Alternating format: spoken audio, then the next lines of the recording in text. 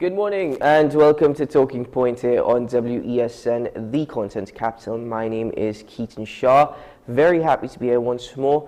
My co-host and colleague, Mr. Sean Michael Smallwell, unfortunately, he would not be joining us this morning. He is under the weather. He has been for some time, and it's time that he took some rest. So, Sean, get better soon, and we look forward to seeing you on the program in due course, but rest up. However, we are very fortunate and I'm very pleased to have alongside me my stand-in co-host, or in this particular instance, sitting co-host for today and probably for the next few days. He is the host of One-on-One here on WESN, and he is, let me just state that he was on Talking Point first. I'll just make that clear. So alongside me in studio this morning is my good friend, former youth parliamentarian, Mr. Kemuel Pascal. Good morning, Kemuel. Good morning, Keaton. Good morning to all our viewers and listeners. It is my pleasure to be here sitting in for Sean. Well, Kemuel, it's a pleasure to have you here with us. It's always good when you're able to join us for the conversation, but more so today you're in studio, you're sitting in that particular seat, that particular spot, so cameras on you. Yes, this is my first time sitting in studio for Talking Point. Usually I join you all via Zoom. Yes. But Kemuel, let's start the discussions. We were due to be joined by our guests. Hopefully they will be with us very shortly. But to start the discussion, I'm focusing mostly on crime. As you know, over the weekend, from Friday night to Monday morning, there were about 14 murders. And that is into Monday morning, there were 14 murders. Now, interestingly enough, I think what shocked people the most, if I may say so, was the killing at a popular nightclub right here in Woodbrook. 2 individuals are wounded in hospital. 1 individual is deceased from that incident. It's shocking because you don't expect, and that word is very key in this argument, you don't expect that to happen just like that, particularly in that spot or any spot of that kind. And people in Trinidad have been expressing that they do not feel safe anywhere, that they are very fearful, and it seems as though the perception that I am getting that is being given off by the acting commissioner of police is that not only can they not relate to what the citizens are expressing, but it seems as though they're not entirely sure themselves what to do. Well, that's certainly what we have been seeing from the Commissioner and by way of the government for the last couple of months, in that the government says, here's what, our job is to implement policy and law, and the job of the police service is to carry it out. But as you mentioned, the Commissioner of Police, he has sort of failed, basically, because he has now stated that it's basically high-powered rifles that are to blame for the amount of crimes that we are seeing, but it is your job as the Commissioner of Police to really get your troops out there and tackle the situation at hand. If you know that weapons are being concentrated in a particular area, you need to have your officers there on standby, probably conduct some stop and searches, do whatever it takes to get those guns off the streets. Well, because tying this to what the Minister of National Security, as well as the government, the messaging, even from the Prime Minister, when he said that crime is a public health emergency, what you hear from the Acting Commissioner of Police, tie that into everything that they've said. They are basically stating, listen, we know everything about crime in TNT. We are aware of the situation, and we too are very worried and concerned. So we are aware of everything, except how to control it and how to curb criminal activity. Well, it's nothing new, as you mentioned, and the thing about it is that it seems as though the government and the police services on they are reading from 2 different books, because the Prime Minister has now declared crime as a public health emergency, and he has stated that they would roll out their plans over the next coming months. But then you have the Commissioner of Police saying something else, totally contrary to what it is. And if you look at what crime being a public health emergency really means, what the Commissioner is stating to us, the public, is something very different from what we actually see. And so they need to get their act together, and they need to put their heads together. I mean, the Prime Minister sits as the head of the National Security Council, but it means that he's only given the police whatever he wants to give them, but the police aren't really acting on what needs to be acted on. Because the same acting commissioner mentioned something. I thought that was a very interesting term. He used the term the psychology of firearm possession, where he indicated that an individual may have access and use to a deadly weapon such as an AR-15 or an AK-47. He said they may be trained to use it, but they may not be trained on how to manage it. I'm trying to actually understand precisely where he's coming from. You're trained to use it, but you're not trained to manage it. And when you're seeing this psychology, is it that people are just trigger happy? Is that what he's trying to basically state? I guess that's what he's trying to say, but my point is that you know all of this, but what are you doing about it? It's a lot. You can say a lot. You can talk on the matter. We know you understand the topic, as you mentioned. We understand what crime is. Crime is not something that's new to us here in Trinidad and Tobago. It has taken place in various areas. Before, you used to see crime concentrated to places like Laventille and other places, but now crime is essentially throughout Trinidad and Tobago. And we know what the problems are. We know what the issues are, but yet still we are not doing our part in terms of the police service. They are not doing their part. The government certainly isn't doing enough to arrest crime and really bring it under control. As you mentioned, the shooting outside of that nightclub in Port of Spain, that's literally a stone's throw from the police academy, the commissioner's official residence, and that's an area that you expect to be highly populated, so why weren't there police at the scene to probably, if not stop the shooting, but at least apprehend or be able to chase down the suspects in a timely manner? No, usually, and that was what was I was most curious about. Usually, I haven't been to that particular spot in quite some time, but the times before that, I would actually visit and patronize the particular establishment. I would always notice a police vehicle or two police vehicles, if not right outside the establishment. As you know, there's the roundabout just adjacent to the establishment. They'd probably be parked there as well. And this took place about 2:30 in the morning. Which is usually in the instances of nightclubs, it's peak time. Yeah, certainly, and I mean, it's a Friday night, it's also for the weekend. You expect people to be out, you expect people to be lining. This is Port of Spain, the capital of Trinidad and Tobago, and it's essentially that police should know, here's what we're going to be expecting a large turnout of police, not just at that particular nightclub, but throughout the city. You have the avenue, you have other places that people frequent, and so you expect that they would at least have some amount of patrols, at least in the area, that persons could have called into the command center. Here's what we have: this crime that just took place. The individuals went in this particular direction, and dispatch the police accordingly. So then let's tie all this back into what we heard from, because the Attorney General, the Minister of National Security, called a press conference yesterday out of the blue. I mean, we're here in the newsroom, we weren't even expecting that. But out of the blue, they actually called a press conference, and they announced that the government is banning the export of scrap iron until the beginning of 2023. 6-month ban. Now, the government, surprisingly, they've actually kept a promise that they made to the people. You know, yeah, I must give them, they always say give credit where credit is due. They actually kept one of their promises. But what they addressed yesterday, it is a problem that is plaguing, and it's affecting everybody. It's plaguing society. Our infrastructure, especially with telecommunications, information, all that actually is a part of national security. So I understand addressing that particular issue.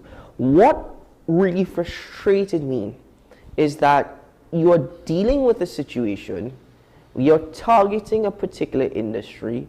Over the last week, every media house here in TNT has actually interviewed the president of the Scrap Iron Dealers Association.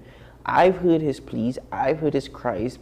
There seems to have been no consultation over the last week with the actual industry and those individuals. They've gone ahead and done something like this. Now, instantly I'm thinking it's because they have absolutely no clue what to do. So the easiest thing to do is to shut it down because they have no clue what to do.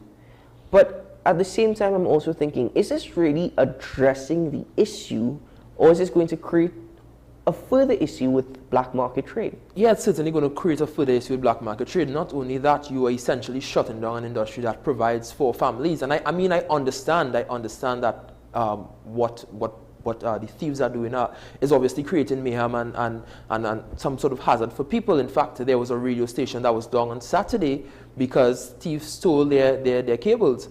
And the thing about it is that I think it wasn't a well thought out process. In that, yes, you are having a cabinet subcommittee that will look at these proposals and review them and then say whether or not we agree that you should be allowed to export this. But you are essentially creating a black market and you are not addressing the problem. Yes, I understand that the government did say yesterday at the press conference that they intend to come to the parliament when it returns and implement stiffer laws to arrest the situation, but that really and truly doesn't solve the problem. What happens after that? Because also as well, I mean, I would have expected that the Minister of National Security would have at least addressed the issue of killings over the weekend, at least acknowledge the situation. That was not the case. Now, one may make the argument, well, he came there with a particular purpose, a particular intention, he carried it out. He's still the Minister of National Security, bear that in mind. So the focus, in my opinion, should have been an all-out attack on criminality and criminal activity here in TNT. And that should have been the focus years now. We cannot just keep dealing with these particular issues one by one. These are symptoms of a bigger situation. And what is bothering me, it seems as though we're just kicking the can down the road once more. Yeah, certainly that's what we have been doing, and it's a fact that this particular Minister of National Security has gone on record to state that it's not the government's job to go there and arrest people or do stop and searches or whatever it takes. It's just the government's job to provide laws and implement policy. But it's a matter of if that's what you're saying, then you're essentially saying, here's what, we don't care about crime, you know. We don't care about crime. We have given up the fight on crime. And you held an entire press conference out of the blue yesterday afternoon, and you did not address a single family or any person that was, or the family of anyone that was murdered over the weekend. And you had 14 persons being murdered over that period of time. I think what's transpired here, Camille, is that we're seeing that even the Minister of National Security seems to have become a bit accustomed. He's normalized crime to the extent that he accepts the fact that every weekend here in Trinidad, we're going to have 10 plus killings. I mean, it's a story that we've covered multiple times over the last couple of months on this particular program. I know that you've covered it as well. And it seems as though he's just become so immune to the situation. And you see, that's it. We should never become immune. Not just the Minister of National Security, but even us as citizens. We should never become immune to the level of violence that we are seeing here in Trinidad and Tobago. And if you tie this back into the situation of the incident that took place in Greendot, you know what were the comments that were said? That Trinidad and Tobago is a violent society and that we're accustomed to being this violent, and that's why we would have done, that's why a situation like that would have taken place. So I'm going to, let's pause on that particular point, and that's an excellent point. We're going to actually focus on that a little bit when we return, because could you blame individuals for having that thought, for having those thoughts and such an opinion about TNT? So let's get back on that right after this. We'll be right back on Talking Points. Keaton Shaw with Mr. Camille Pascal this morning. We'll be right back after this.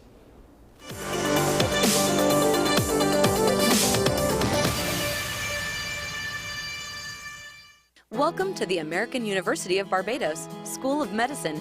We offer 2 comprehensive MD programs, 5.5-year program for high school finishers and 4-year program for college graduates. The American University of Barbados has been accredited with the Barbados Accreditation Council, BAC, and has been accredited by CAMHP. as the medical school has affiliate hospitals at Baltimore and Chicago in the USA and the Caribbean islands.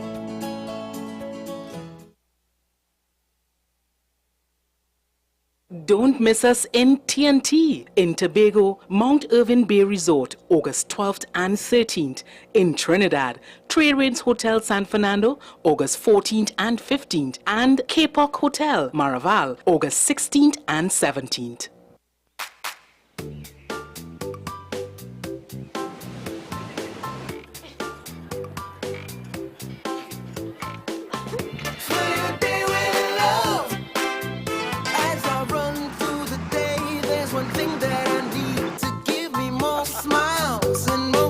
To lead, to make new memories and nutrition to grow. My kiss enriched bread, the best taste that I know.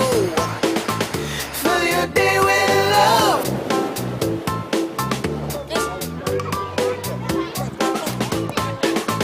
Fill your day with love. We deliver the best for you all across the nation to make your moments feel new. Fill your day with love. We bake the best right for you. Baked fresh for you every day and delivered nationwide. Kiss enriched bread. Fill your day with love.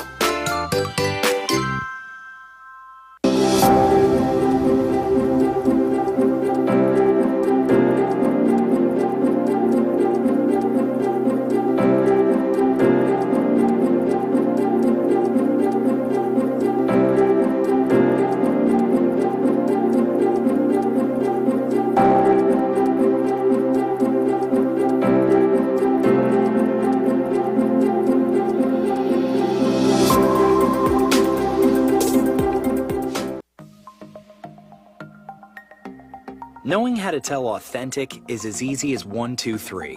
Find it, match it, search it. Step 1. Find the style number on the tag. Step 2. Match the style number inside the jersey with the number on the tag. Step 3. Search it. A quick Google search of the style number will verify the jersey is authentic when the search results match the jersey being searched. Don't be fooled by counterfeit jerseys. Before you buy, remember to find it, match it, search it. Fan Zone, 2 locations nationwide. Center City Mall, Chaguanas and Movietown, Port of Spain. Nationwide delivery available.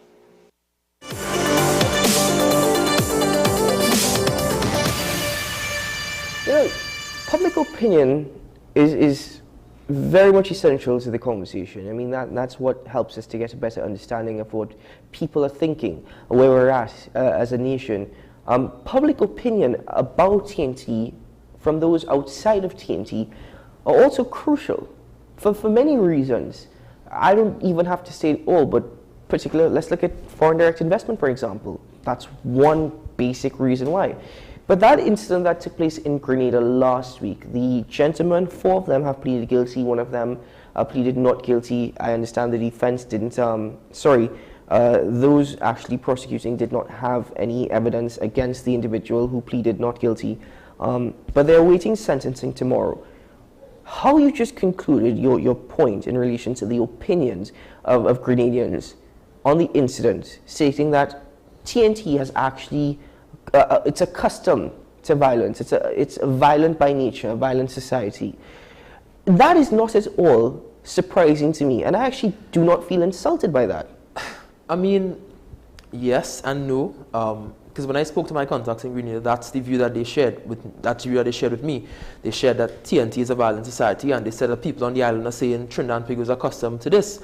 Go back to Trinidad with your violence. That's exactly what was said to me. Even if you go on the Harbour Masters page and you look at the comments from Grenadians, that's essentially what they are saying. They don't want Trinis back in Grenada.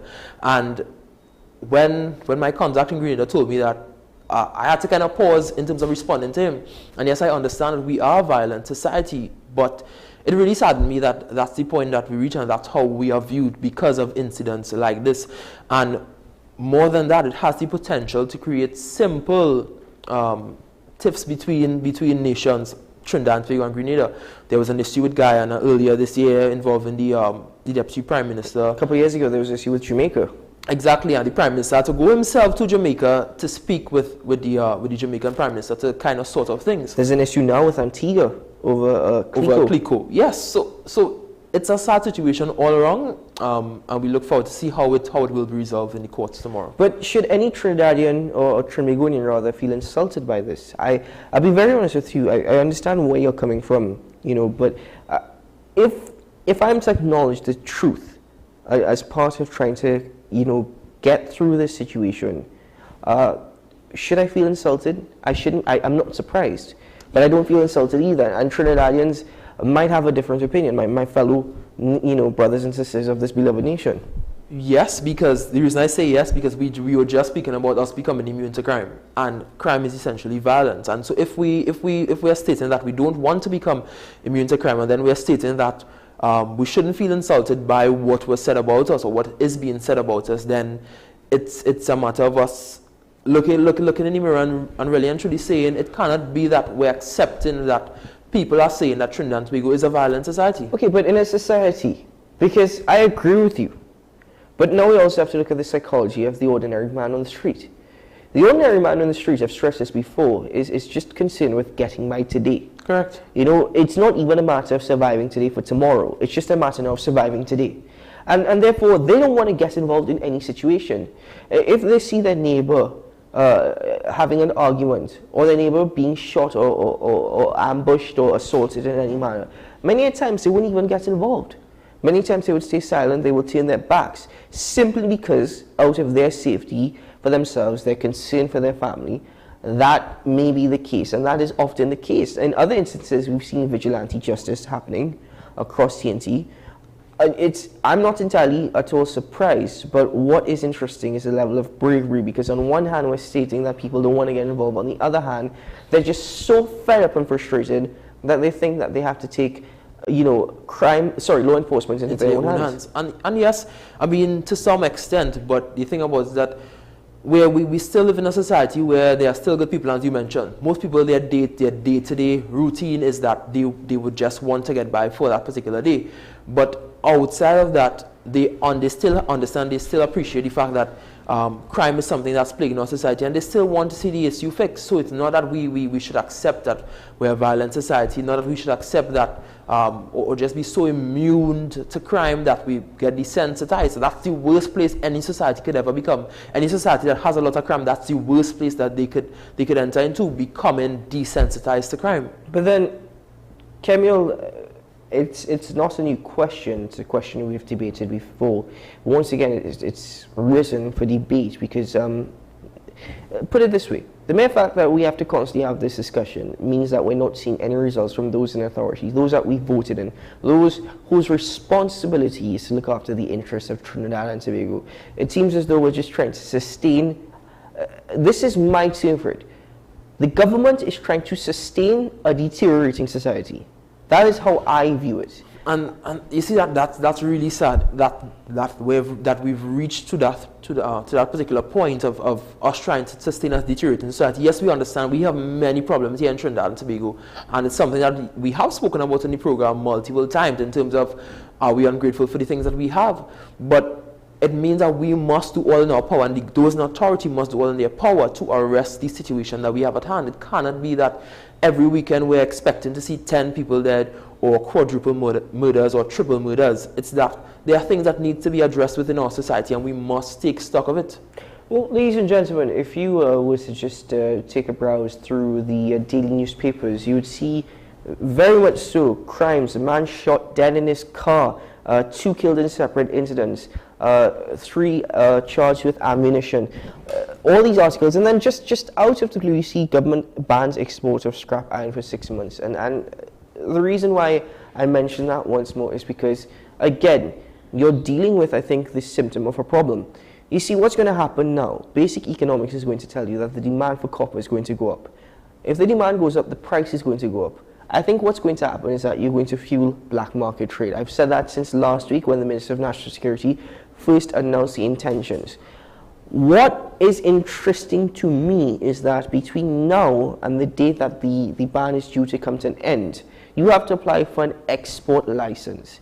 And that will be vetted and approved by a cabinet subcommittee. Kemil, come on, what is that? I laugh because someone, when the Minister of National Security would have first announced that cabinet is considering it and that they would go to the Attorney General, that was about 2 weeks ago, and someone, a reporter at the press conference, asked the Minister of National Security whether or not this is a step in the way of allowing cabinet to approve it, and not just that, approve the people who they want, in a sense, the people that finance their party, that kind of thing.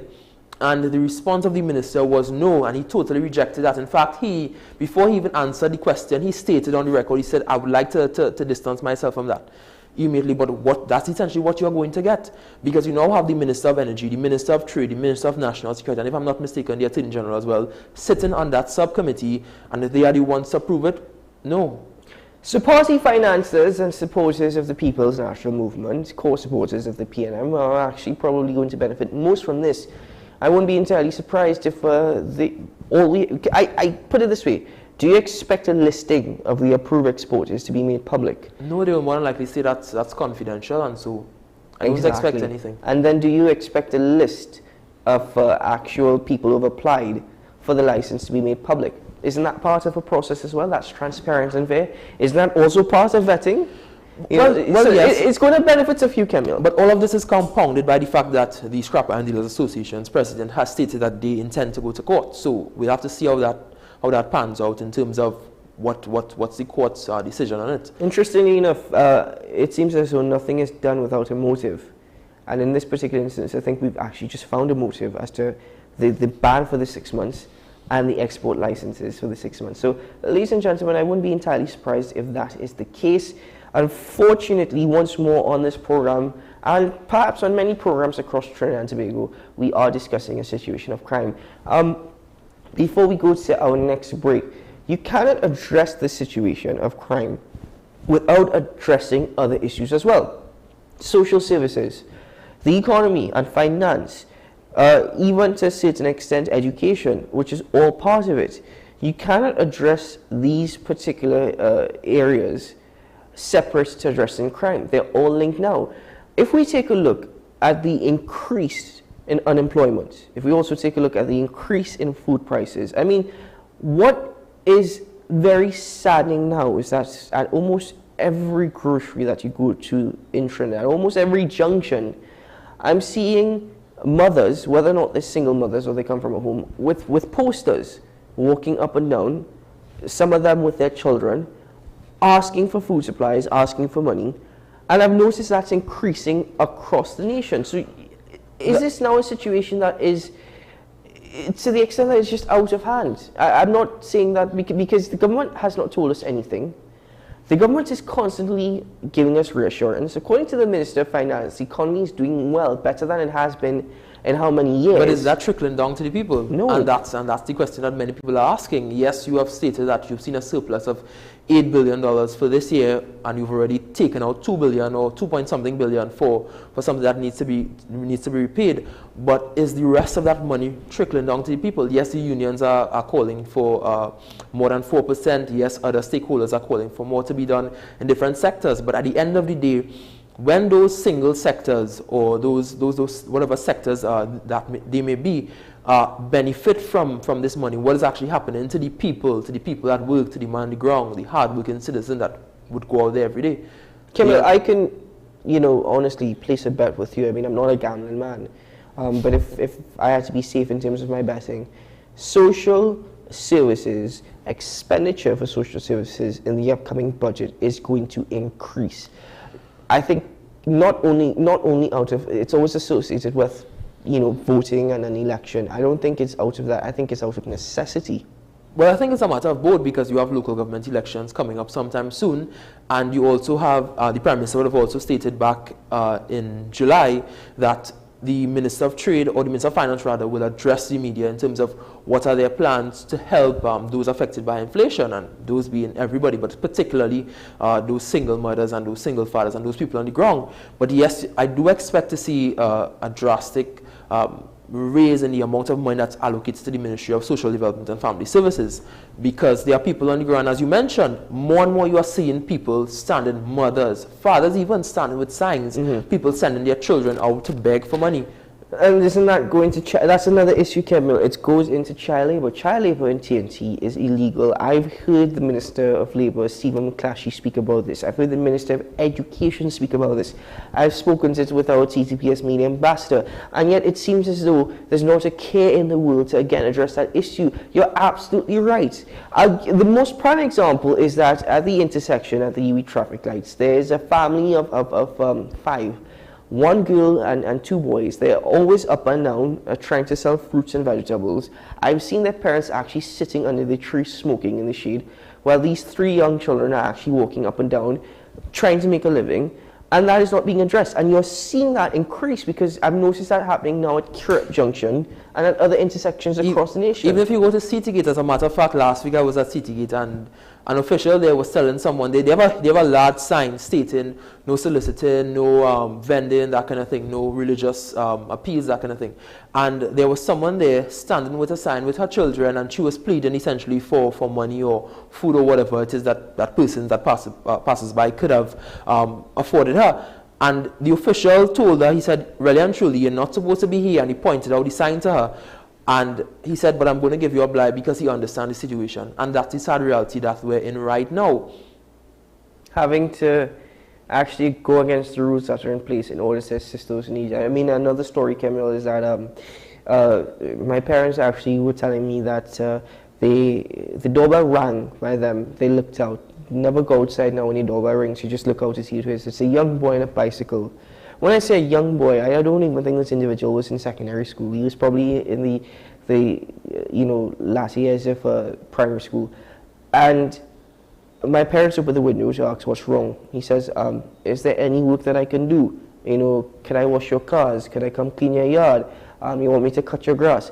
Imagine this, probably in late years of primary school, and this is what he's saying. And then my parents said, I'm sorry, no, we don't.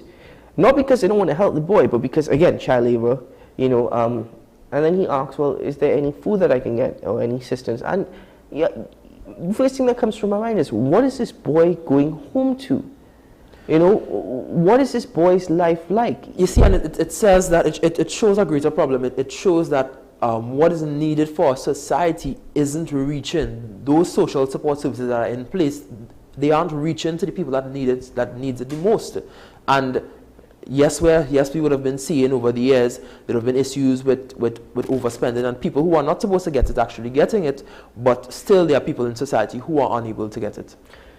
Well, Camille, I think we're going to have to pause in this particular discussion. I'm pretty sure that very soon we would be having to debate it once more. But for now, nothing has changed. Nothing is new. These are stories that we've grown accustomed to, and it's probably something that we're going to have to realize being a part of normalcy in society for some time to come.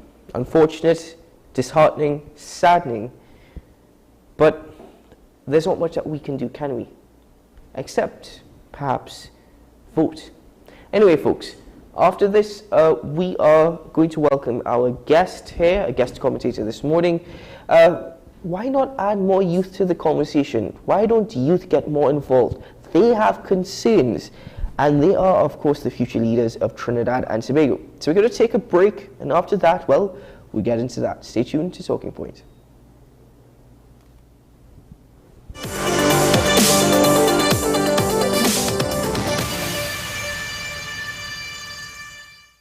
Bills here, got phone bill, light bill, and a plane ticket. Where does ticket come from? Who flying here? And look, the roof leaking now. It sounds like you need a loan from Eastern Credit Union during the Dobita promotion. But who is you? A lot of questions you're asking. You can get a loan for mortgage, home equity, debt consolidation, and a Georgie bundle. You know it's a Georgie bundle? Like everything in one. You can also get a chance to win up to $30,000 in prizes. But there's my robe. Focus, Daryl. He's sounding like you know what he's talking about. Eastern Credit Union have us covered. I done talk. And this promotion running until August 30th. You need to go down there right now. But why you have my toothbrush? You still asking another question. We will be here when you come back. Go down there, let me fix the roof. And they can probably get a new bed. Their bed doesn't making a lot of noise. So go down the road, Eastern Credit Union. But how you know about my bed? Don't beat up, Darrell. Hurry up. Don't beat up. We will be here. So, tell me more about this Dobita promotion. Well, FanZone, your reliable, authentic supplier, has just gotten better. You can now visit our website www.fanzonett.com for your authentic wear and collectibles. The only place where you can use both your Visa debit and credit cards. Visit our website fanzonett.com to make your purchase today. The best for your baby is at thebesttoys.com. From the best strollers, car seats, baby carriers, high chairs, booster seats, rockers, jumpers and bouncers, walkers, baby blankets, feeding accessories, bathtubs. Visit us in-store at Forces Flagship McBean. Shop online now at thebesttoys.com. Order via call or WhatsApp at 332-BABY. And remember, we have the best toys at the best prices.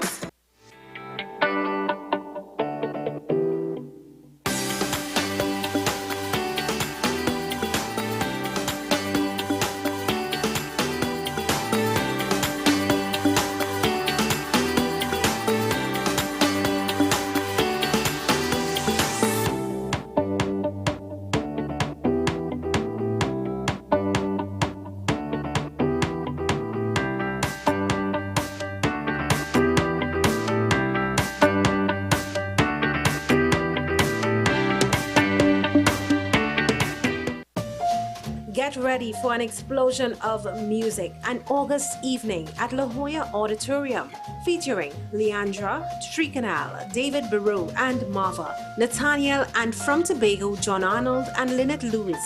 August 20th, $250. La Jolla Auditorium from 6 p.m. For more info, call 747-4289 or 262-2584.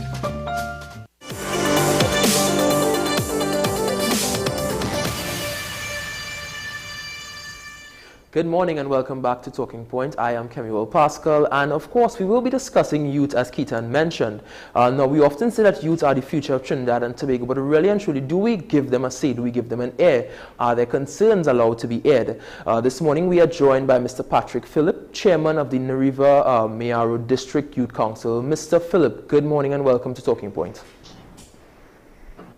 Hi, morning. It's a pleasure to be here. Yes, it's certainly great to have you with us this morning. Now, we will be discussing youth, and I mean, it's during the July-August vacation, and most youths are at home right now, probably resting, going to vacation camps and that kind of thing. We really want to look at the issue of whether or not you think that the youth of Trinidad and Tobago are being served adequately. You sit at an interesting point as the chairman of your district council. What are your thoughts on that?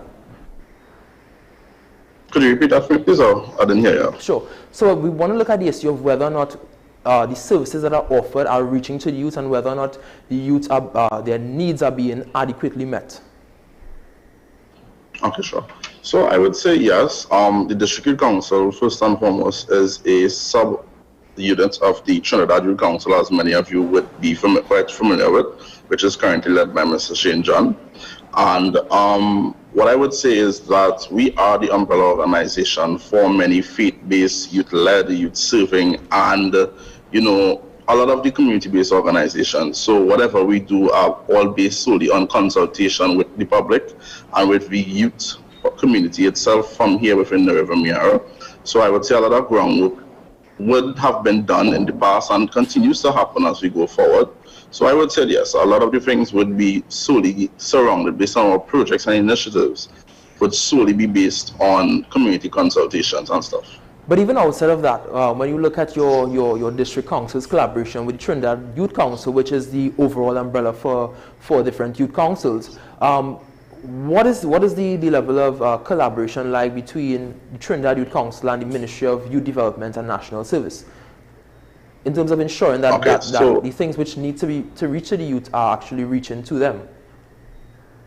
Right. So I would say it is a great one due to the fact that under the leadership of Mr. John, he would have taken the mandate back around a year and a half ago, if I'm not mistaken. And one of the very first things that he would have done in his tenure would have been to have ongoing discussions with the ministry itself. And I believe the council also had a one-on-one discussion with the line minister, well, at the time, which would have been Minister Fitzgerald Hines, and now Minister Foster Cummins. And he would have done the relevant consultations. And I do believe that the council is in current consultations with such ministry to ensure that we are doing things and guidelines, such as we would have also participated in the consultation process when it comes to the national youth policies as well, which is now integrated once District Youth Council is being formed, as we are led by the policy and led by the current 8 pillars implemented in such policies as well. So there is I would say, a strong knitted relationship between the council and the district at the district level as well, through the Ministry of Youth Development and National Service. Well, Mr. Phillips, good morning and thank you for joining us. I very much appreciate your work as being a part of the Trinidad Youth Council. And I think it's great, the service not only to the youth but to the community and the rest of Trinidad and Tobago. However, in your position, you would communicate with a host, I guess you can say, many youths from different perspectives, from different areas, from different situations, from different households, particularly in your position. Given that, what is the general thoughts, the general consensus and feelings about youth right now, about our current situation here in Trinidad and Tobago, and how do they see their future? Okay, so I would say a lot of youths there, it's a bit high and low in some instances. You know, you would have the youths that are saying that we don't have a voice, but then you would also have the youths that are saying that we do have a voice, right? I am kind of a out of the box thinker. So if we are saying that, you know, we don't have a voice, then what are we going to do about it as young persons? Well, one of the things that we did, we started to create our own seat at the table. We don't wait for persons to hand it over. We do as much as we can at the community level. We take actions into our own hand. Here at the District Youth Council, we move with our motto. We be the change that we want to see. So if you would like to see something done in infrastructure, then you lobby for that, you advocate for that, you create the awareness. If you see that, for example, let's just say local government reform, if you have an opinion on that, then we do a consultation, we hear the cries, the concerns, the suggestions, the recommendations made by many of the young persons here, and we take that into a report and we submit it to the relevant authorities, because we never go with the intention that there is too little of a contribution or there is no contribution you can make at all. We believe that if you have a problem or you have a concern, then you get up and you address it. You take actions into your own hands. So I do believe that there are many disgruntled youths, but I believe there are also ways for us to also integrate ourselves into the conversations and have ourselves be heard. So again, I appreciate your response, but and you've listed many things there that you basically encourage youth to consider and to probably do. But surely empowering youth goes beyond just a motto that you would have mentioned, be the change that you want to see, because many times we've heard about consultations from a different level. We've heard about submitting reports. But it seems as though that situation becomes helpless many a times. Nothing ever comes out of it. So beyond trying to empower youth from just consultations and a motto and submitting reports, is there really a sense of hope that they actually have the ability, or they actually have the power, the influence that will bring about change? I would say yes, due to the fact that, for example, I don't know, for a lot of persons, this may be a controversial topic, but for example, you would have seen that inclusion plays a lot, and it doesn't just come from the level of empowerment. You would have seen that the Trinidad Youth Council would have been a very strong partner in the delegation in terms of the preparations for Youth Week and all these different things. So inclusivity brings a large, I would say, plays a large role in that aspect, right? One of the things us as young persons need to also realize is that we would sometimes bring things to light, but we may not always, we do, don't get me wrong, but we may not always come with the recommendation. So we may say that a particular entity is not doing this, but that's all well and good. But how about if we come with some sort of recommendations to put forward to say, well, you know, even though I think that this is not working, I believe this is what could be done. Because I believe there is a lot of persons who stand up and say something isn't right, something isn't working, something doesn't fit too much. But to me, a lot of solutions and recommendations or suggestions in summary would play a big role. Now, you would have mentioned that you get the views of the people. In fact, you mentioned that being the change that you want to see is the motto that you will have adopted. When we look at the education sector, and the education sector obviously affects youth, because I mean you start from all the way up to preschool, all the way up to tertiary education, and in most cases for most people, there have been cutbacks in the education sector over the years, and of course we are expecting to see more cutbacks based on the economic challenges that the country is facing. What are the views that you get from those that sit around you, that sit around the table with you, and what are some of the things that they share with you concerning the education sector? Well, we have a lot of I would say young persons that not just attend school, but we have a lot of persons that have aims of going within the education sector. And we have this committee where, you know, we deal with issues such as this. We discuss concerns that come to us as a youth body, umbrella body in the district of Nervamiara. And some of the things that come out would be that, you know, a lot of persons find that you would have, again, some persons saying they know that the cuts in the education sector would have a drastic, check it down drastically towards the schools and would have a drastic effect. But they are also saying that, they understand it's a matter of something beyond their control. But saying that to come back down to this, some of the concerns they are all embodied on persons are worried as to what will happen, because you have a lot of schools that physical infrastructures are completely dilapidated. So then it brings you to wonder when, for this upcoming budget, where would the allocations be? Now, you may see an increase, but where would the increase in the particular ministry be going? Would it be going towards physical infrastructure? Would it be going to just maintain what we already have? What exactly is going to happen? And I believe a lot of persons are worried, and we are interested on seeing what is going to happen when it comes to the national budget, because at the end of the day, then there's also the topic of the educational reform and all these different things. And it kind of has us in a way where we are just playing the waiting game to see exactly what is going to happen come September, I believe, in terms of hearing what are the allocations going to be, what is going to be cut back on, what is going to be increased on, and those type of stuff. So we are just a lot of persons are interested on waiting and seeing what is going to happen. Because,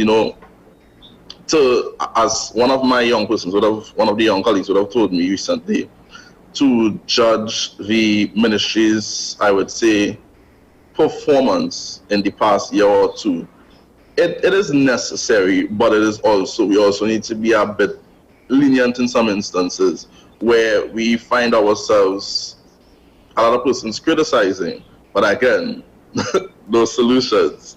So we are just basically waiting to see what's going to happen. Well, Mr. Phillips, I share that with you. I think both Camille and I, all of us here at WSN, we're all anticipating a budget 2022-2023. But many families cannot even wait for the budget to be read to see what initiatives will actually be announced, what measures by the Minister of Finance. Camille brought up the issue of education, very important, and you expanded on it. But a simple thing such as, whilst we champion education, whilst we push for education and education for all in TNT, though education may have been cut, people still get to go to school without having to pay school fees, primary and secondary level. The issue, however, is given our climate, our social and economic climate now, the cost of going back to school, purchasing uniforms, purchasing textbooks, the exorbitant prices that people have to pay for one child, let alone 3 children, and every year that child graduates to another level, the prices increase. I mean, you have multiple textbooks for just one subject. In that particular instance, what are we doing now to address that situation? Are there any thoughts or opinions, proposals put forward by the Youth Council? Right. So one of the things that we would have, but one of the things that would have came out from some of our consultations would have been some persons would have find that, the government should do a back to school one-time voucher or grants, however you would phrase it. But then someone also asked the relevant question, where do we find the money, right? So everything has a loophole to it. I mean, one of the things that we are currently doing here within the District Youth Council, where, I mean, some persons say social media is a place to show what are your contributions, but we don't really believe in the fact of advertising every single thing that we do. We are currently in partnerships with a lot of community stakeholders here within Miaro. So companies such as BPTT, Shell, SNS Prasad the Food King, even the regional corporation and the MP's office, we collaborate with them, and we would have recently submitted over 30 names thus far, only through the company of BPTT, to submit names for back to school vouchers, where BPTT would be giving a voucher valued at $1,000 to RIK, where parents can, for the vulnerable of course, access those vouchers and have some sort of assistance to aid towards their kids going back to school. We at the council are even organizing to do some back to school packages, whether it may be food packages, care packages, whether it may be, if possible, back to school materials and supplies and these type of stuff. So it all goes back to what I said earlier. We are aware of the constraints, we are aware of the challenges that are being faced but we are trying to do or make the best of the situation, in fact, by partnering with community stakeholders and ensuring that we do our part to, because every little counts. It doesn't matter if it's just one child you assist, one student, or one school. These are things that we are aware. We are aware that, as I said earlier, the infrastructure is a bit, it's really bad in some areas. So we would have done a back to school program through one of my other organizations, the Maguire Youth Foundation, where we did a back to school rehabilitation program where we repainted 3 classrooms and all these different things. So it all comes back again to community partnerships, because here in River, I ourselves persons, we are way different. we are a close-knit community. We are all family. We all operate on a basis where no one is left behind, which I think fits well with this year's International Youth Day campaign theme, intergenerational solidarity. So it all comes back down to what we do as a unit at the district level as well, and even at the level of the Trinidad Youth Council. Now tell us, you would have mentioned Youth Week, which was last week, and International Youth Day would have been celebrated last Friday. What are some of the things that you all would have, some of the activities rather, that you all would have done over the last week in terms of celebrating and really promoting youth and the contribution that the youth of Trinidad and Tobago, not just from your foundation level, but from the Trinidad Youth Council and other groups that you all collaborate with? What are some of the things that you all would have done over the last week? Okay, so one of the things, I will start from the level of the Trinidad Youth Council. Through the leadership, again, through Mr. Shane John, our current president, he would have, engaged a lot of the member organizations under the Trinidad Youth Council to engage within the week-long of activities of the Ministry of Youth Development and National Services that would have started on Monday and ended on Friday, right? That would have been, and plus they would have ended the Trinidad Youth Council aspect with a panel discussion that would have been led by Mr. John himself on last Sunday, which I myself was in attendance of, where we had a dynamic panel full of persons from various fields. We have Ms. Cavell, we have Ms.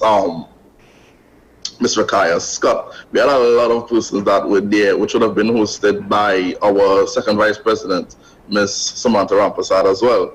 And at the level at the District Youth Council, we would have however, hosted the first annual, and I did say annual because we intend to make it a continuous thing going forward, our first annual Nareva District Youth Awards Recognizing Excellence Ghana and ceremony, right? This is where we would have awarded young persons across the community of Nareva through all sectors such as science and technology, arts and culture, community service, youth service, environmental affairs, youth agriculture of the year. We had persons we had a chairman's award, we had a variety of different categories and age groups to ensure that there was inclusivity of all. And in keeping with the theme of international, intergenerational solidarity for this year's Youth Week, we will have also ensured that, Patrick, stick up in there because we do have to break for news. We will be discussing that and more after the break. Yes, thank you, Mr. Phillips. We just have to break for news on the hour now, folks, and when we return, we'll continue the conversation. We'll give you the question of the day, and then we will open up the phone line, so stay tuned to the program.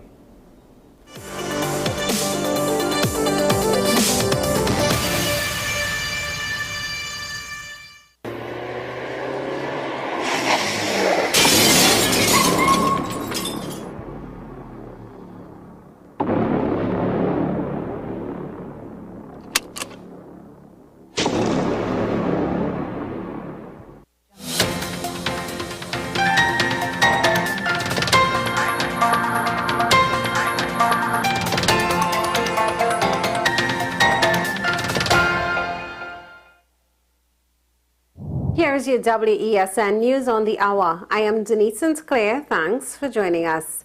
Here are the headlines. At least 4 more killings recorded overnight. MSJ leader agrees with Aniset's position on PM. TTSIDA is arguing against the logic for the 6-month ban on scrap metals. And internationally, China's worst heat wave in 60 years is forcing factories to close. Now for the details. The bloodshed continued with at least 4 more murders overnight. In Aranguez, a man and a woman were gunned down inside a vehicle at Aranguez Branch Road. The duo died at the scene. In Chaguanas, one man was killed and another wounded during a shooting. The attack was said to be aimed at a Trinidad artist's life for the second time.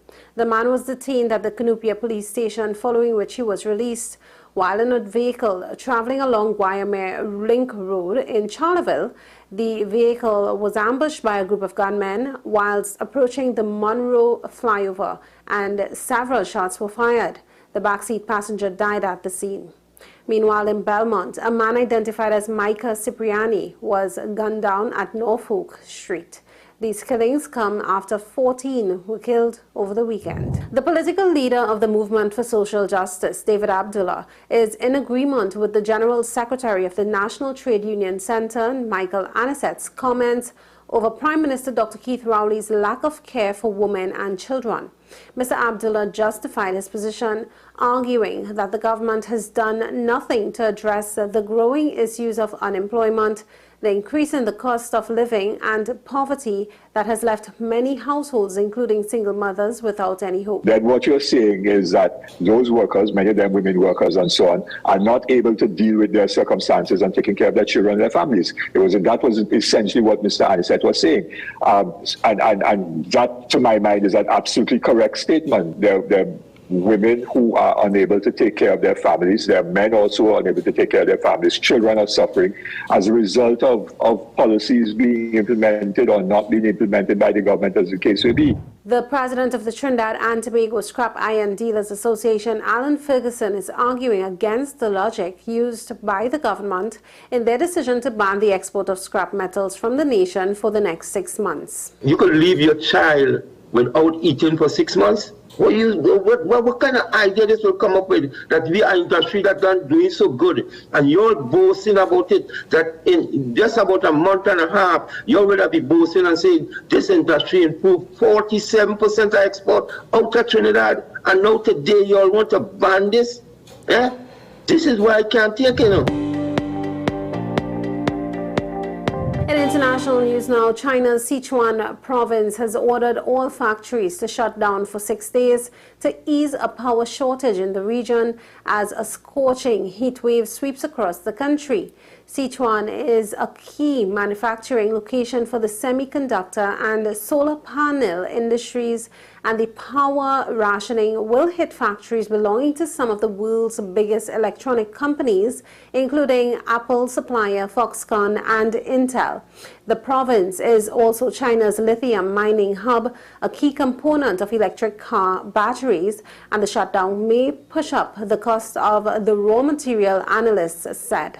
Well, that was your news today on WESN. I am Denise Sinclair. Thanks for watching.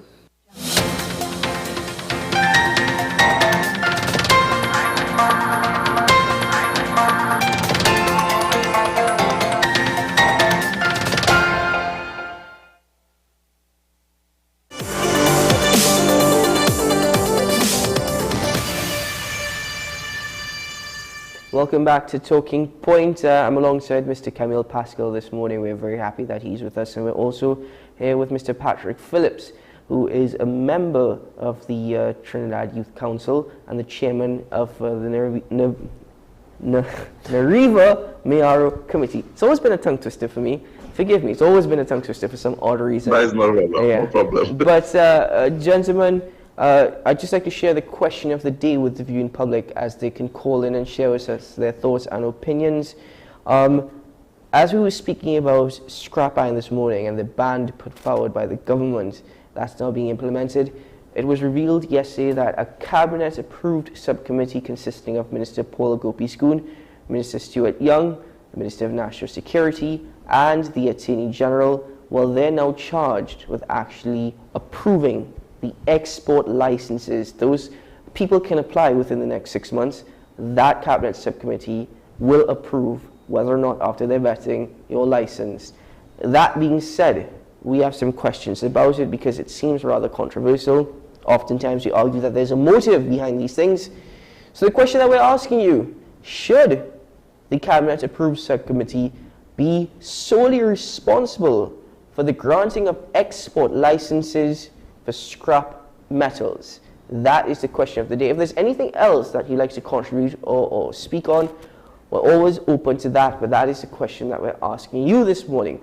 Mr. Phillips, thank you very much for staying with us. Kemiel, Mr. Phillips, just to mention, I think we were just speaking about it, that oil prices have actually fallen to par with pre-Ukraine invasion levels. So fuel prices around the world at various pumps, for example, the United Kingdom, have actually fallen. Kemiel, I think you mentioned that Barbados has actually implemented a cap on the price of fuel. Yes, certainly. The Prime Minister there, Mia Mottley, would have addressed the nation yesterday afternoon, and she stated that they intend to implement a cap from this coming Friday. I know yesterday Jamaica's fuel prices, their own, would have also remained where it was last week. And just this morning, on the network, we saw in the US that their prices have also remained steady. So it's certainly a sign of things that are about to come. But the real question is whether or not we are going to see changes pre-Ukraine invasion in terms of inflation. No, we're not necessarily going to see those changes. That may not necessarily be the case, because in part of inflation is actually the cost of shipping and the availability of containers across the world, which has been an issue. And as we know, most ships, they're not actually anywhere porting at TNT. They actually up the islands. They're sometimes in the chain, trying to last to receive goods. But Mr. Phillips, as we were mentioning the budget earlier, when we were having our conversation, I'm now wondering what this means for the Minister of Finance and his budget presentation. I mean, fuel prices have dropped. We're no longer going to be benefiting from a windfall, although prices could still fluctuate. But now that it has gone back to pre-Ukraine invasion levels, the benefits are not so big for TNT anymore. And I would have to agree with you there, because it puts us in a position where a lot that you may have allegedly planned to do, you now have to do a re-evaluation on your plans on what, as you would have mentioned, in terms of us reaping the benefits, because that means that, you know, it is going to trickle down back at us. As I always tell persons, any international crisis would affect us in any form or fashion. No, and it goes back to me saying that no little in terms of impact is too small to affect us or have any sort of minimal impact.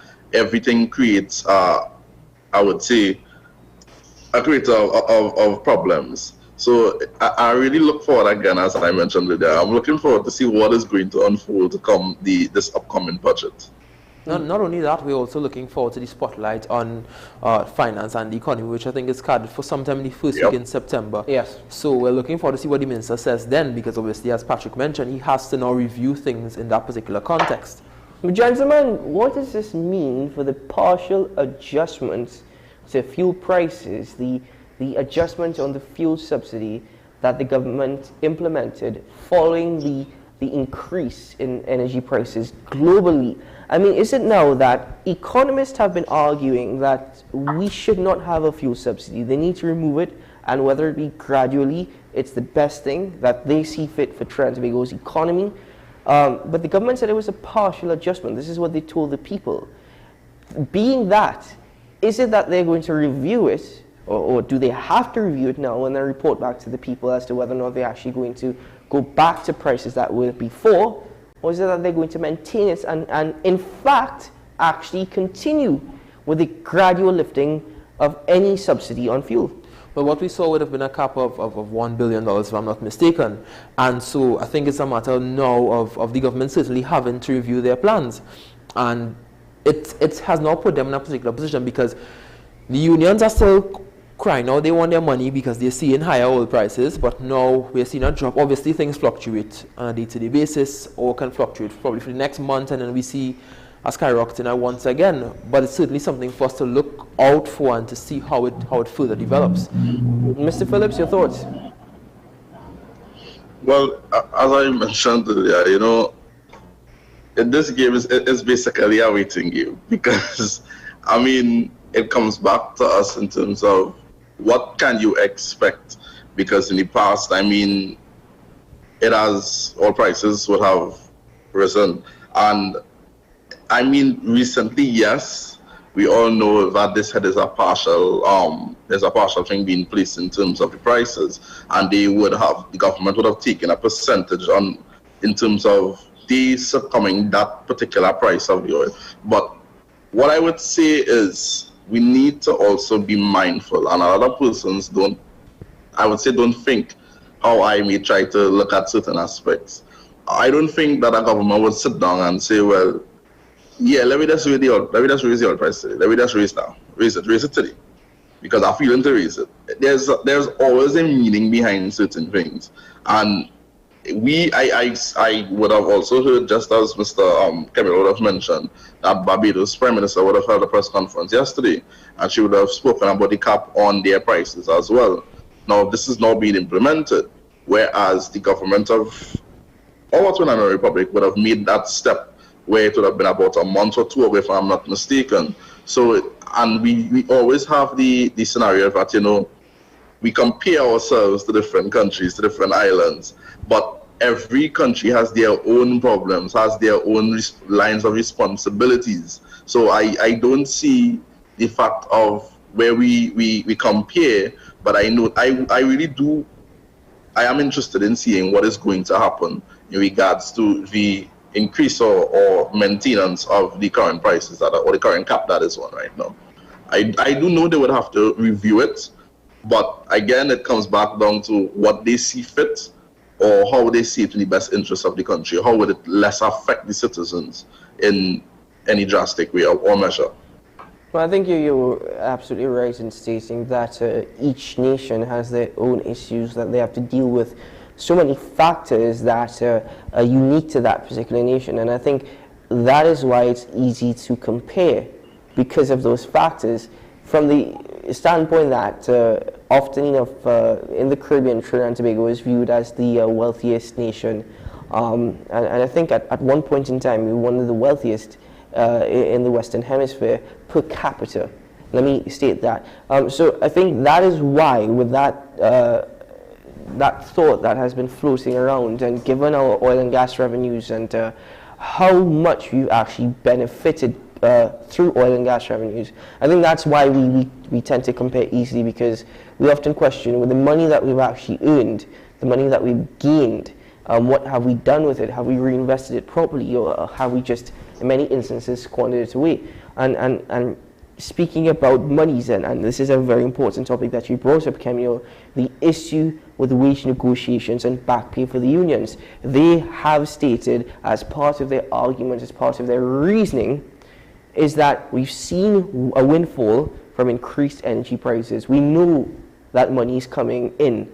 Why is it now that we're not benefiting from it? I wonder what their argument is going to be now. But before we expand on that, we do have a caller on the line with us from Claxton Bay. Good morning, caller. Good morning. Hello, good morning. Morning, I'm Keaton. Morning to the young guys at the panel. Good morning, Mr. Fisherman. Yes, morning. I just want a little clarification. Sure. The ban on the scrap iron is the dealers alone, or like who going to buy and piling up? Trade with like the small men who go in house to house and get in, and you understand what I'm saying? Because it's the ban on it's the ban on the export. So trade within our borders, within Trinidad and Tobago, can still take place. So yes, people can come to your house and listen, okay. Yeah. Buy and scrap. Thank you very much. Yeah. Buy and scrap, because now this ban probably is going to change that tune. It's going to be selling scrap iron, old battery selling. You know, so I wouldn't be entirely surprised if now we have to go we start hearing that. But so, Mr. Fisherman, just for clarity, it's the export meaning outside of Trinidad and Tobago, that's not allowed. Within TNT, within our borders, that is still allowed. So people can still come to them, which is why I said it's not going to necessarily, ease the situation associated with crime. It's not going to help, because what's going to happen now is that the black market trade, that will increase, because the demand of copper is going to go up. But on the point that we were addressing earlier on, which is the cabinet subcommittee, which ties into our question of the day, there are a lot of questions still to be answered. How long would this subcommittee take to evaluate? Because there are many other cabinet subcommittees, but we do have to take a caller from Diego Martin. Good morning, caller. Good morning, gentlemen. Good morning, sir. Yeah, I want to find, is this scrap iron or is this copper? Is it the ban copper export as well? It's all metals. It's not just copper. It's all scrap iron. All scrap iron. Yeah, it's all all. right. Well, Yeah. I wasn't anymore talking about copper. Yeah, not copper in particular. It's all. You know, they haven't decided to just implement a ban on the exports of copper. They've decided we're going to ban this entire thing on a whole. Yeah. You know, so. Well, I think it's a very hard blow on these people who deal in this trade, because it really and truly is the poorer class of people that, you know, benefit from it. And the fact remains that whenever you have businesses, especially small businesses, and you have clientele, when you stay away even a month or two, and you go back after 6 months, you're telling people after 6 months to come back, they may have to look for new clientele. Yes. Because, you know, it will be a difficult thing for them. And this ban is going to lead into Christmas, into Carnival. So what is going to happen to the people all this time? That is a very sad thing. I think the government should rethink this thing and try and deal with it, because it's that is an indictment on the national security that it cannot handle the crime situation, as far as what I'm saying. Yeah. And you're just throwing around, you blame everybody else, and it's causing a havoc. Cannot deprive people from making a honest living. And, you know, I mean, there might be some unscrupulous ones, but deal with the unscrupulous ones. Yes. Thank you and good morning. Taking my call. Thank you very much, sir. And gentlemen, in my opinion, I'm going to be very blunt. I think that what we would have witnessed in relation to the government's decision in banning the export of scrap iron and copper for the next 6 months shows that they had not a clue of what to do. There was no level of constructive or critical thinking on their part, and the easiest thing to do is to just ban it. That being said, you're absolutely right. This is going to impact individuals, less fortunate individuals who work very hard to earn a decent living. And I believe that what should have been done, as I mentioned before, you would have heard from the president of the Scrap Iron Dealers Association over the last week on almost every single media house. He was on this show as well. And if every media house could actually speak to them and cover that, and they held press conferences, how difficult was it for the Minister of National Security and the Office of the Attorney General to meet with them and consult with them? Yeah, but we do have a call on the line. We have Arima on the line. Arima, good morning. Good morning. Good morning. Good morning. Good morning. I want to find out something. I think our problem stems with the port. How does we have no smelter in Trinidad and Tobago? The copper still leave here. Just as so we had 12,000 plus illegal firearms on the street as Minister Hines stated. How that come here? Yes. We have a problem with the port. And no cabinet subcommittee, because the cabinet subcommittee is going to open up room for nepotism and favoritism, friends of ministers and officials. Yes. So that doesn't make no sense for me at all. I agree with you, Kolo. It have an acronym called CES, which is Cause, Effect, Symptom and Solution. We cannot continue making wrong choices to get to the right decision.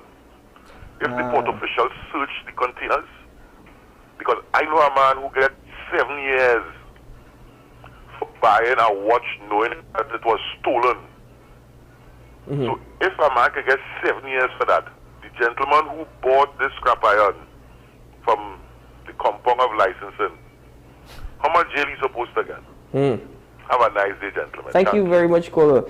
You cannot continue to make the wrong choices to get to the right decision. The best end result. And that's why I found it particularly interesting that, yes, the Attorney General would have said that this would now give them time to bring the current legislation up to speed with the demand of the market in terms of stiffer penalties. So why not have a review in about 3 months' time?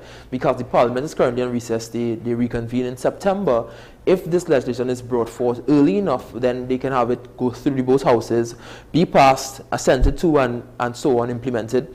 And then they could probably review it within that time to see whether or not there was in fact a reduction. Because if it's that, we're going to see a continuation of the theft that currently pervades the system, and we have a ban, that means nothing has really changed, even with the ban on the exportation. Imagine, by the way, I heard you, and one thing that really stuck to me is that imagine Parliament is in recess for so long. 2 months. Just imagine that. That's long for a Parliament. Mr. Phillips, I do apologize, sir, and I know that you're with us, and thank you very much. But I must, without trying to seem sarcastic, I'll be very honest with you. I must commend you as chairman, as well as your committee members, as well as the Trinidad Youth Council, from the fact that you all actually carry out consultations. And you actually compile a report from consultations that is then forwarded, as you mentioned, to the relevant authorities. So yeah, I mean, even in addition to that, one of the things we would have done would have been last year, or I believe year before that, we would have done a consultation on local government reform, because I also hold the portfolio of youth governor of local government affairs for youth government Trinidad and Tobago, where I would sit with my committee, my local government committee, in terms of in place on within youth government, and look at the issues and concerns where reform is in the perspective. And you know, it would have been a great exercise where we got the opinions from the youths on the ground, and that document would have been compiled from that consultation, and then forwarded to our chairman of the regional corporation, to the MP, who then would have also tried to get us to have that inclusion to the subcommittee as well that was dealing at the time with local government reform. So our opinions and our concerns and all the views of the persons from within the area, they was heard and they would have been transmitted to the relevant authorities as said. So that is something that we hold dear to our hearts. We really and truly want to ensure that persons have a say and they have a voice, more or less youths have that say and that voice. And you know, people who viewed the show before might think, Keaton, you were manipulating or changing your opinion, your stand to suit the topic, because I've actually complained before about I'm fed up and tired of hearing consultation without action. But that's exactly the point I'm making, because you've had consultation for SA, where is that so far? Mm-hmm. We've had consultations with regards to the firework legislation. That consultation in itself is being disputed right now by those who were involved. So you never get any end result for whatever consultation will transpire in TNT. And you know, it's another point. So many points have been raised this morning, and we cannot address all, but we were trying to, as very best as possible. To that last caller, the issue is not only the port. Yes, that's part of the problem. The issue is our maritime borders as well. Because many a times I've been told that if you live near to the Gulf of Paria, in the middle of the night, you will hear boats actually within the Gulf. Some of them are heading in the direction to the Caroni swamp into the river. People actually hear those boats. They don't have any lights on, right? For obvious reasons, you would think. And we don't know where our maritime security is. And that is part of the issue as well. That's how guns, illegal weapons, ammunition, drugs are coming in, and that's precisely how copper is going to go out. Certainly via illegal means, and so therefore that right there is the creation of the black market, because if persons from right next door are able to come into our country and not be intercepted by the Coast Guard, the people who operate within that market, on the black market, they are going to find ways of getting this probably even to Venezuela, or even to Greendot or neighboring islands, or even to Guyana, and then ship it out afterwards. I'm sure they have connections in other islands. Let's be real. This is Trinidad and Tobago. We are people that's integrated.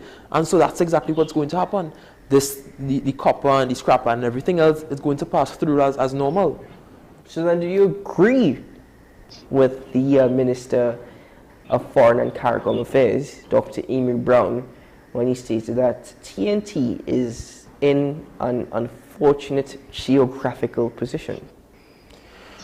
Yes and no, because there are stuff relating to sanctions and our oil and gas and Venezuela being right next door, and also our links to China and our links to the US and other countries. So I mean, yes, we're fortunate, but we're also unfortunate in some instances.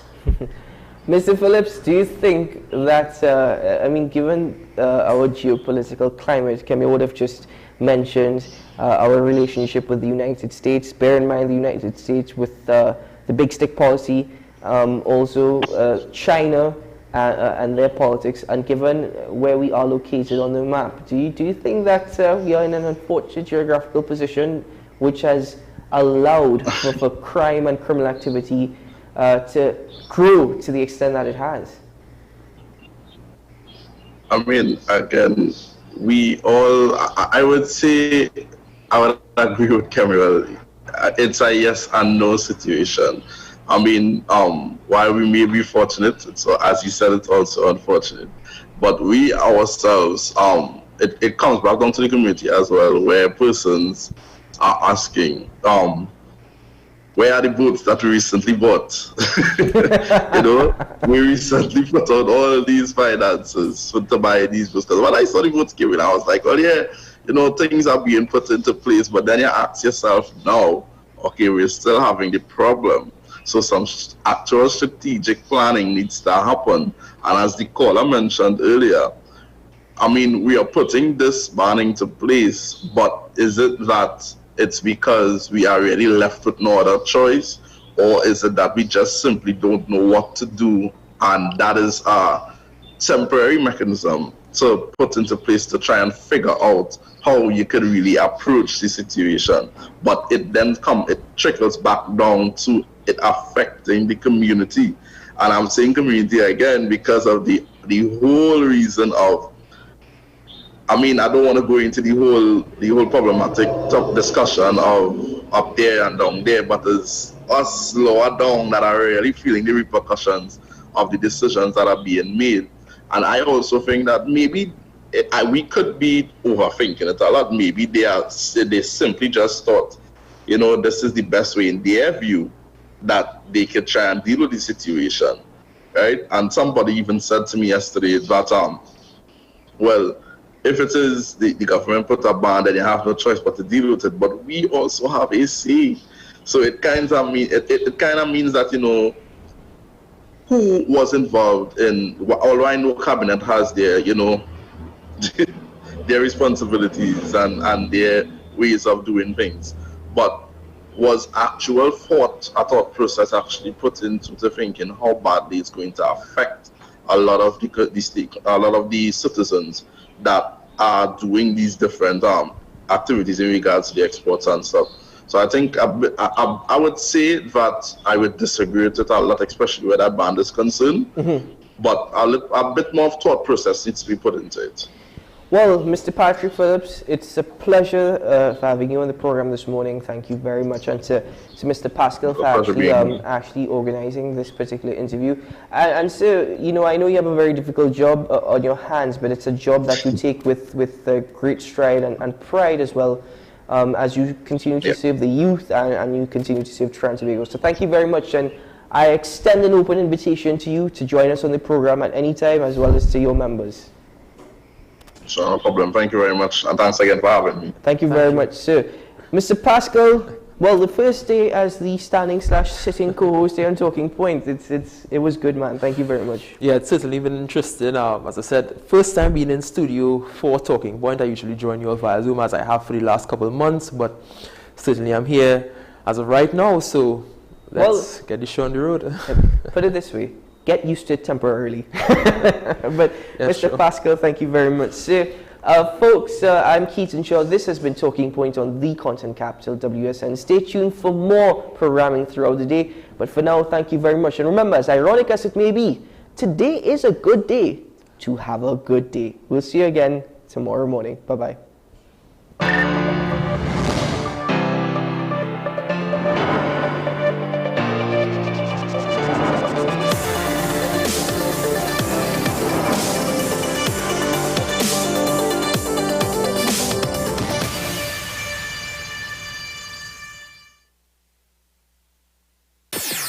WESN.